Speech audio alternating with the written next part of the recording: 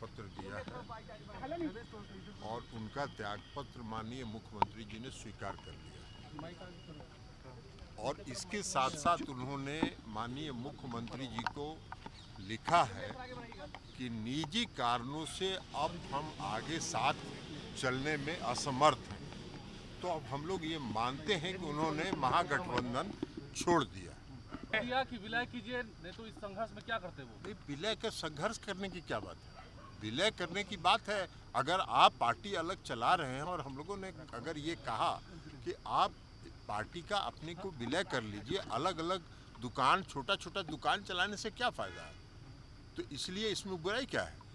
नमस्कार, मैं हूं देवांशु। आप देख रहे हैं सीएम हाउस में सीएम नीतीश कुमार के साथ बड़ी मीटिंग हुई है और निकलते हुए डिप्टी सीएम तेजस्वी यादव, विजय चौधरी और ललन सिंह ने बड़ा बयान दिया। सबसे पहले आप जो है वो ललन सिंह का बयान जो है वो सुनिए। ललन सिंह कह रहे हैं कि अब महागठबंधन का हिस्सा जो है वो जीतन राम मांझी नहीं, उनका इस्तीफा जो है वो एक्सेप्ट कर लिया गया है। और साथ ही ललन सिंह ने कबूल किया है कि हाँ, नीतीश कुमार ने हम पार्टी को विलय करने का प्रस्ताव जो है वो जीतन राम मांझी को दिया था। इसके अलावा भी बहुत कुछ कहते हुए नजर आ रहे हैं ललन सिंह।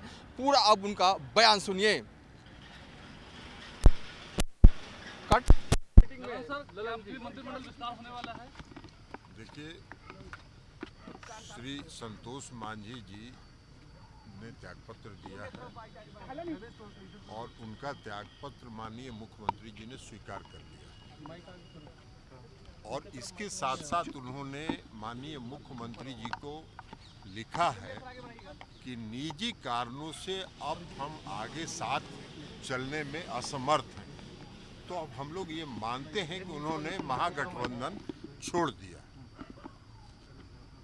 तो छोड़ दिया तो उनके जगह पर मंत्रिमंडल विस्तार होगा ना किसी को जगह? अब ये तो मुख्यमंत्री जी का विशेषाधिकार है, कब विस्तार करेंगे, किसको बनाएंगे, नहीं बनाएंगे, इसमें हमारा तो आप पर आरोप लगा कि आरोप लग रहा है कि आप लोगों ने दबाव दिया था पार्टी दबाव में दिया कि विलय कीजिए, नहीं तो इस संघर्ष में क्या करते वो? विलय का संघर्ष करने की क्या बात है?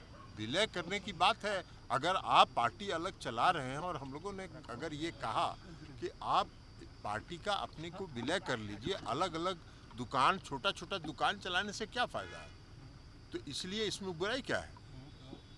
अब उन्होंने नहीं किया और उन्होंने कहा कि अब हम आपके साथ आगे चलने में असमर्थ हैं। इसके साथ और आगे किससे किससे क्या क्या उनकी बातचीत हो रही थी, ये वो बता सकते हैं। मतलब इच्छा उनकी थी, आप मानते आप महागठबंधन इच्छा छोड़ने की उनकी थी? ये हम अभी आपको कैसे कहें? इस्तीफा तो उन्होंने त्यागपत्र दिया।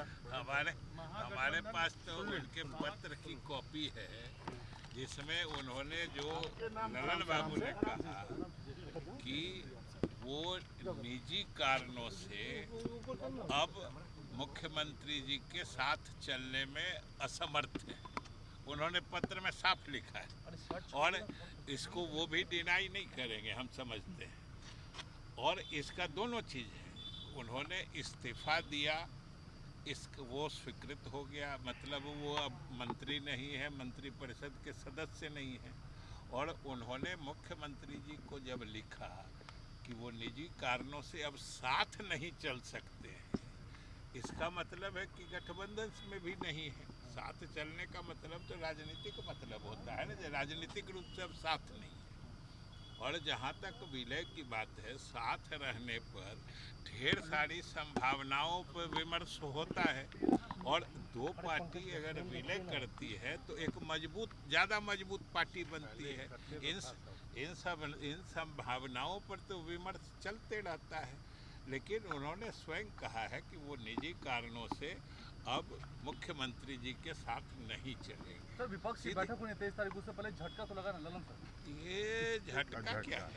क्या झटका है? महागठबंधन में बीजेपी का रही कि देखिए पूरे देश की पार्टियां एक हो रही हैं, 17 पार्टियां आ रही हैं, पूरे देश के अलग अलग दल आ रहे हैं, इसमें झटका का कहाँ सवाल है?